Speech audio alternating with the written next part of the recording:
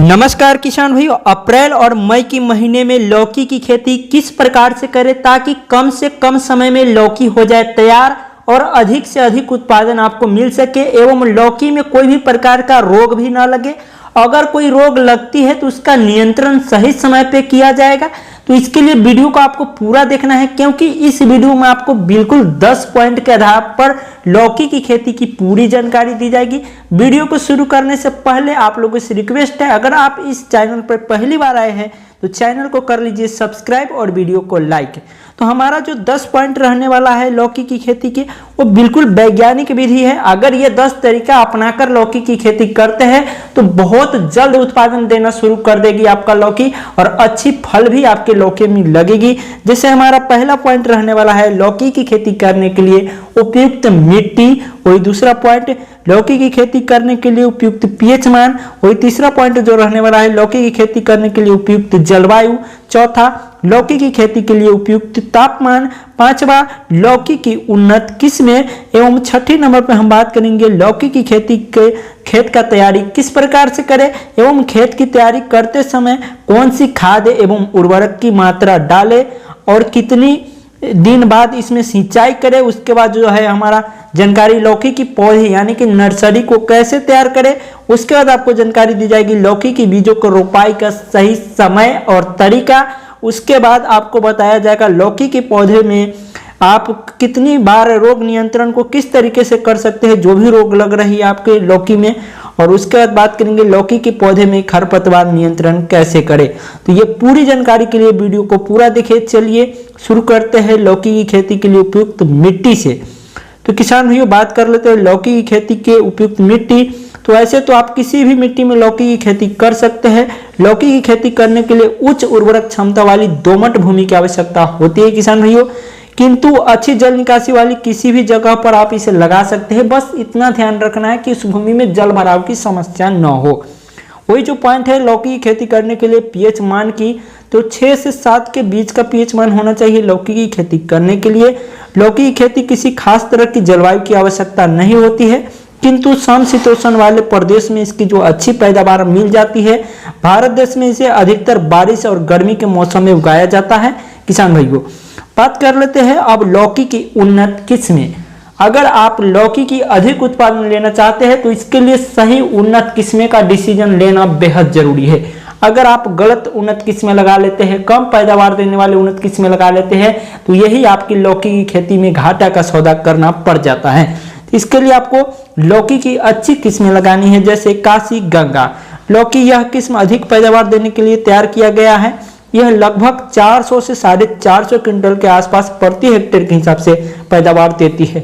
इसमें हरे तथा सामान्य आकार के फल होते हैं। यह लंबाई में 1 से 1.5 फीट तक लंबे होते हैं। लौकी की यह किस्म है बीज रोपाई के 50 से 55 दिन बाद फल देना आरंभ कर देता है। वही जो हमारा दूसरे नंबर पर किस्म है लौकी का आर्को बहार।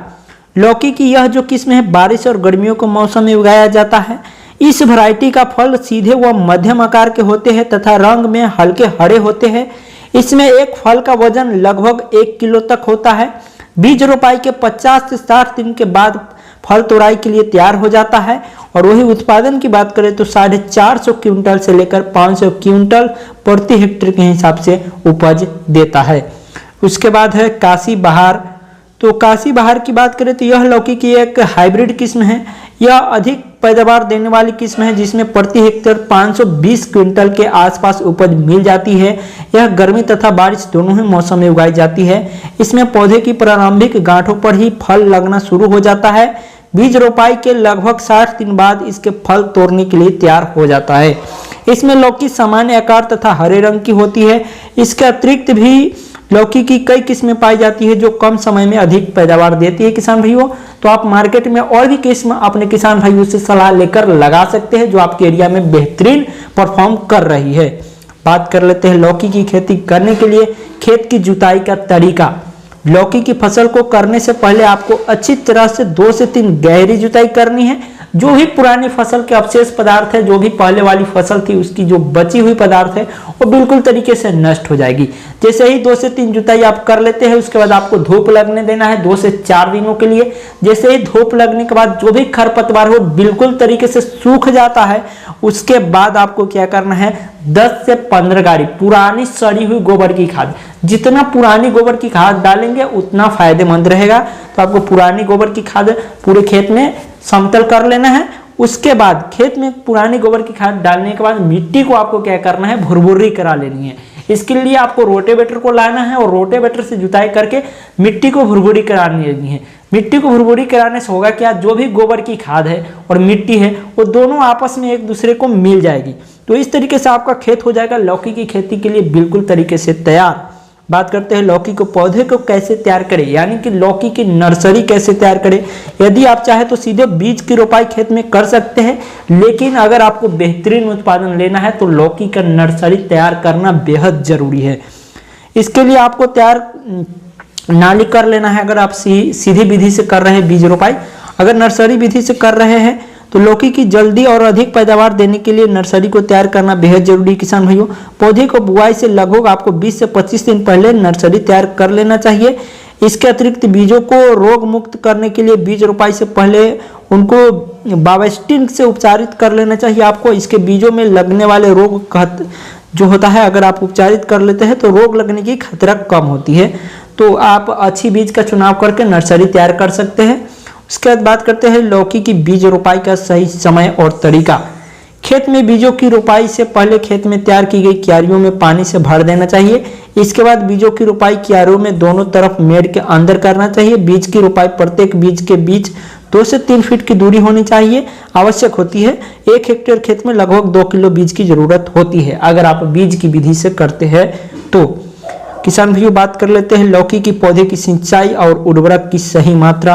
लौकी के पौधों की अधिक सिंचाई की आवश्यकता नहीं होती है, लेकिन गर्मी के मौसम में 3 से 4 सिंचाई की आवश्यकता पड़ जाती है। बात करते हैं लौकी के पौधे में खरपतवार नियंत्रण। तो लौकी की पौधे में जो उर्वरक की अधिक मात्रा दी जाती है, इसीलिए इसके पौधे में खरपतवार नियंत्रण पर अधिक ध्यान देना चाहिए। तो खरपतवार नियंत्रण के लिए आपको ही प्राकृतिक विधि अपनाना चाहिए, जो कि निराई गुड़ाई की विधि है। निराई गुड़ाई की विधि से होगा क्या, खरपतवार नियंत्रण के साथ साथ लौकी में और भी ज्यादा फायदेमंद होती है रासायनिक विधि के मुकाबले। तो इस तरीके से आप कर सकते हैं लौकी की खेती। हम आपसे मिलते हैं अगली वीडियो में किसी और नए टॉपिक के साथ। तब तक ले जय भारत, वंदे मातरम, जय जवान जय किसान।